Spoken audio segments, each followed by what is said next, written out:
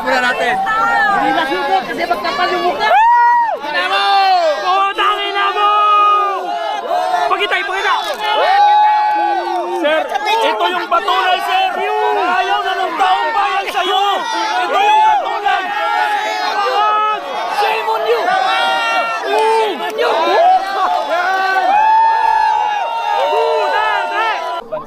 Kamay na bakal!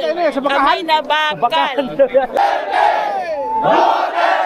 Ngayon yung yung namin sa uklong! Kaya gano'n! Kaya lumayas ka mga ibuton nyo na! Kasi admisin nyo! Ang pagpupulong-pulong natin ngayon dito, pagpapakita ng suporta sa kay Duterte na hindi gagaibin, kumbaga. Pati na rin gagawin na natin yung kumpanya nila, campaign. I mean, yung pagkampanya sa kanila. Kasi,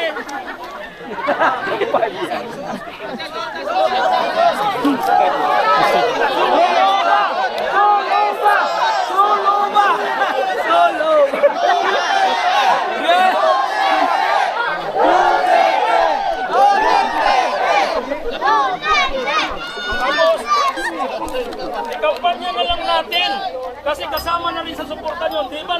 Di ba naintindihan ninyo na?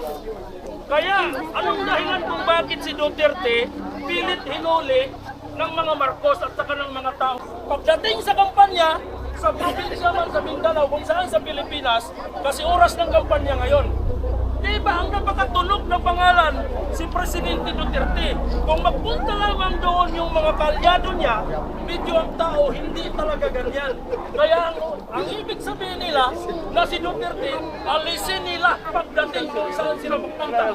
Kasi si Duterte ang dinudumog ng mga tao. Yes! Ngayon, wala si Duterte sa kampanya nila, yung mga tao mahina. Kasi halos yung mga tao magpakamatay sa kay Duterte. Yun ang isang dahilan. Kaya gusto nila ipindi ngayon doon ng 6 months. Ayon sa nakikita sa balita.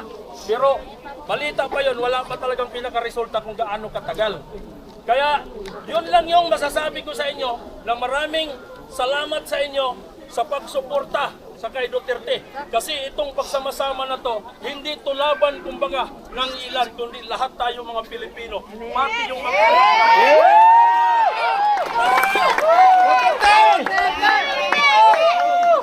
ako, araw-araw, gabi tuwing umaga, nag-away na kami minsan ng asawa ko. Kasi, nag-isa!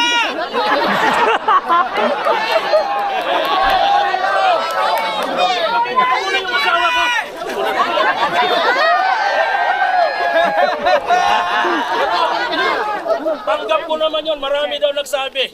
Sabi niya kasi, bakit ka kasi nakikialam sa politiko na yan, na parang umaga-umaga pa, ikaw na nagputak dito sa bahay. Yung, kasi ginigising ko na lahat yung dahil kahit gabi, marami daw akong kalaban. Sabi niya, hindi ka nag-isip. Ay, yung asawa niya, no? May mga anak ka. Tapos maraming banta sa iyo sa Pilipinas. Kasi kahit sa amin, taga Surigao po ako. Ako yung nag-vlog doon sa kay Barbers, na sinasabi ko doon sa kay Barbers, na yung panahon ni Duterte, sabi mo doon sa kanya na, napakaswerte natin. Trader yun! Mga sibuyas! Dahil mayroon tayong presidente na katulad ni Duterte, may buong tabang at malasakit. Duterte! Duterte!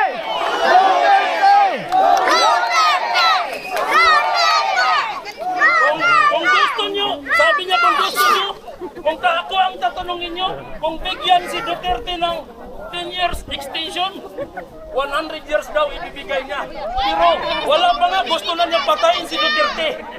Kaya yun ang ibig sabihin ko na, yung mga tao na yon, ano lang sila, kung saan yung doon sila lumilipat, parang wala silang prinsipyo. Yun ang Yan, beng-beng, baleng-beng! Baleng-beng! Kaya ako, ito, sasabihin ko sa inyo, nagpa-vlog ako, pero gusto kong makikiusap sa inyo. Hindi ito pang personal na interes kasi alam kong bawat tayo may pangangailangan. Pero may trabaho naman tayo parehas. Gusto kong ipalon niyo ako sa ganitong oras lang, sa ganitong panahon, pakikipaglaban natin kay Duterte. Kasi ang laman palagi ng istorya ko, araw-gabi, pakikipaglaban sa kay Duterte para maproteksyonan natin. Amen! Dito! Pagkatapos ng isyu na to, kasi ang gusto ko, yung mga sinasabi ko, tulad dito mag-isipin sa mga kaibigan ninyo sa kanila, sa mga hindi nakaintindi, para dumami tayo, lalong lumalakas. Kaya gusto ko ngayon, ipapakita ko sa inyo, sunugin ko yung mukha ni BBM. Dahil, sunugin ko yung mukha ni BBM, pero gusto ko, ako lang ang makikita kasi ayaw kong madamay kayo. Damay-damay na! Damay-damay na! Kasi naman yung parusa, damay-damay na! Sunugin! Sunugin! Sunugin!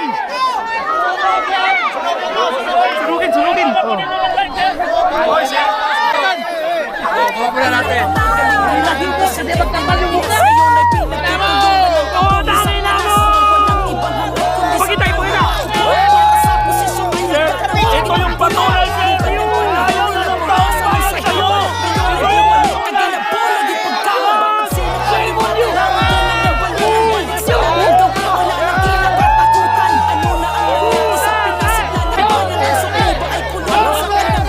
Pag mag-vlog ako, lahat ng comment ninyo, ibigay nyo sa akin yung isyo kasi yung iba hindi ko alam. Talagang babalusubasin natin sila.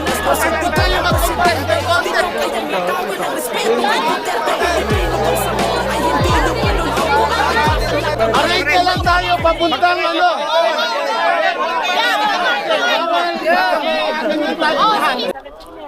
Pamagaling na naging presidente ng Pinas. Ngayon ay pinagtutulungan ng kampo ni Satanas. Mga walang ibang hangad kundi sa trono maupo. Para sa posisyon ay handa na makipagpuno. Nung kanyang panahon ay nabawasan ng sagabal. Ngayon ay Marcos Pisot! naging pagkama. Magsilak pangimatay langon doon namin balingan. Balik sa dating gawe, wala nang kinakatakutan. Ano na ang nangyari sa pinasigla ng bayan? Ang sukli ba ay kulungan sa kanyang pinaghirapan? Galit ba kayo pagkat siya'y masakit magsalita? O galit kayo kasi sa yung maraming nagawa? Nakilala ang Pinas ng si Digong ang presidente. Di nyo kaya nagawin ang respeto kay Duterte. Pilipino bang sa turo ay hindi nyo manuloko? Ang may bakal na kamay ang tumawala.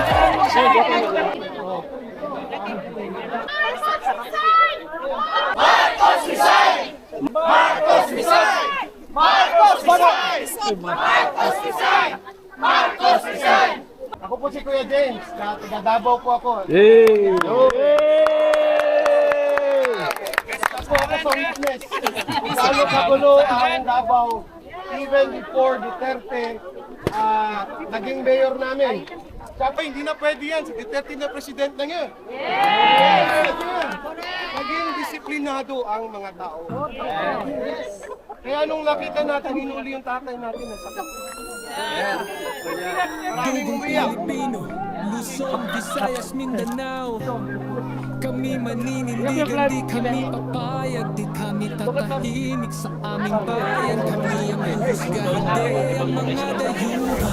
Kayong nagbenta ng bansa, humanda. Ang hustisya ay Kamay na bakal! Kamay na bakal! Sama. Ang Pilipinas hindi papayag na alipin ng dayuhan. 1, 2, 3. Ibalik sa Pilipinas si Duterte. Saan yan? Hindi dayuhan. Masalamat tayo madala sa Pilipinas. Alright. Picture tsaka video. Maraming guard. Duterte! Duterte!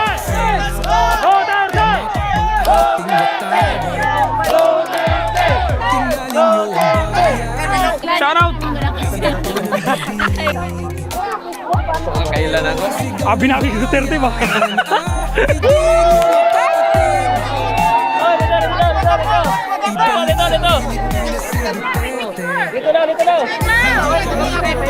Hindi kami sinilangan kami patuloy pinalalaban. Hawak kamay, isigaw ng malakas.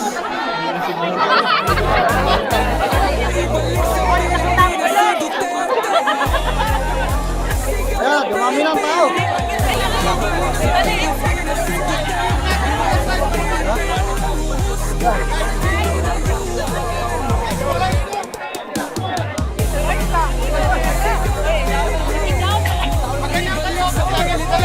Lagyan natin kasi.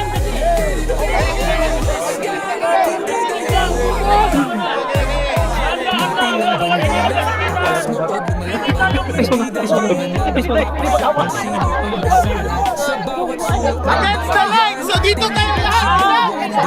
Pilipino, ibalik siya sa Pilipinas. Against the line! So dito lahat! Dito!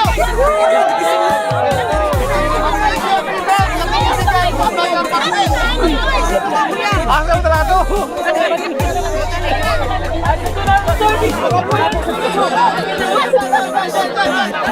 Di ba rin basta ganito tayo kasaya? Ngayon yung namin sa Oakland. Kaya ganun. Kaya lumayan. Thank you, Lord. Salamat sa Diyos.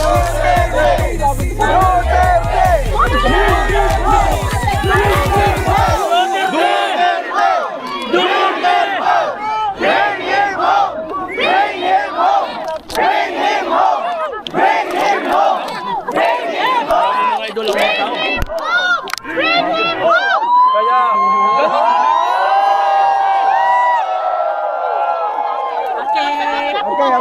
Okay, wrap up.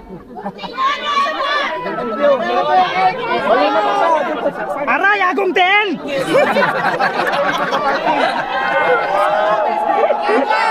Sana sa birthday, ganito rin lahat to! Sa birthday, sa 28, sa Friday! Resign! BBM resign! BBM resign! BBM resign! BBM resign! BBM resign! BBM resign! BBM resign! BBM resign! BBM resign! BBM bangon! BBM bangon! Okay na ba ta? Okay na.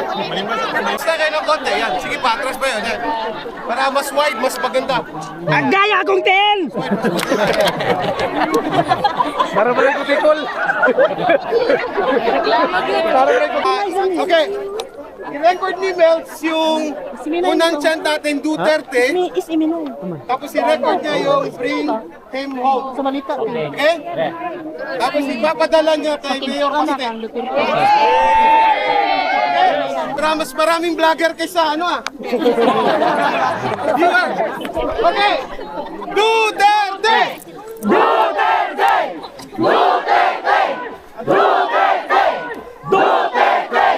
Duterte! Duterte! Duterte! Duterte! Duterte! Duterte! Bring him home! Bring him home! Bring him home! Bring him home! Bring him home! Bring him home! Bring him home! Bring him home! Bring him home! Bring him home! Bring him home!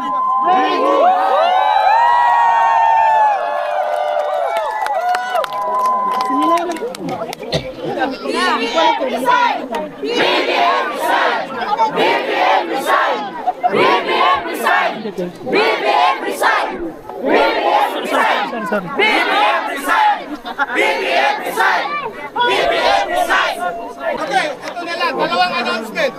One is meron tayong DDS and Sedigong Duterte Supporter New Zealand Coordination Unit. Coordination Unit, nandun ang Facebook natin. That's the only one. DDS and Sed is the only one. At tayo ay, hopefully sa birthday ni Tatay Digong, makahanap tayo sa March 20, that is a Friday, makahanap tayo ng isang basketball court. Kita-kita tayo doon, bring your own food, may tugtugan tayo. Tapos ngayon, kasi ubos na 5 minutes natin, kailangan na natin lumipat sa observatory.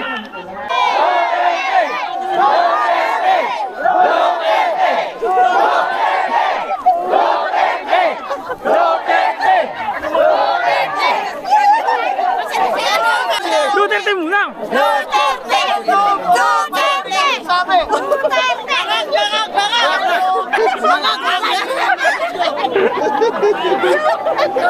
Dahil yung puso nila sarado, yung bulsa nila bukas.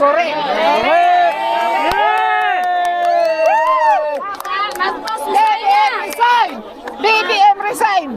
Saka, isa na lang yung masasabi ko, ma'am. Para sa mga supporter sa kay Tatay Digong, sa kay Duterte, na yung iba kasi sa katotohanan, yung iba hindi ano doon kay Pastor Apollo Kibuloy. So yun po yung number 1 natin na susuportahan ngayon. Kasi yun ang umalalay talaga ng 100% na tunay na suporta sa kay Duterte. Yes! Pag wala si Pastor Kibuloy, mahirapan si Presidente Duterte. Agree! Mabuhay si Pastor! Mabuhay! Buhay ka, Brad! Sige, salamat po sa inyo, ma'am. Salamat, Brad! Salamat! Padala yan sila ng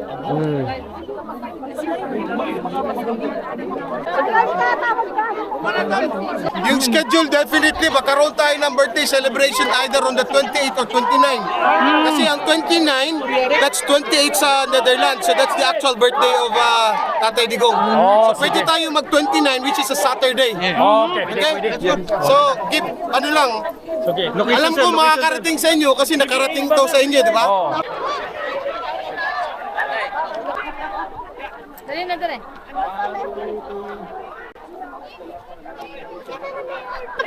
Duterte! Duterte! Duterte!